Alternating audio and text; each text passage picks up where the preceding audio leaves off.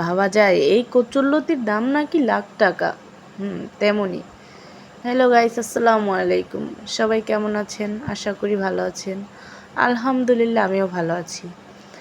ইদানিং সোশ্যাল মিডিয়ায় দেখতেছি এই কচুরলতির দাম নাকি লাখ টাকা।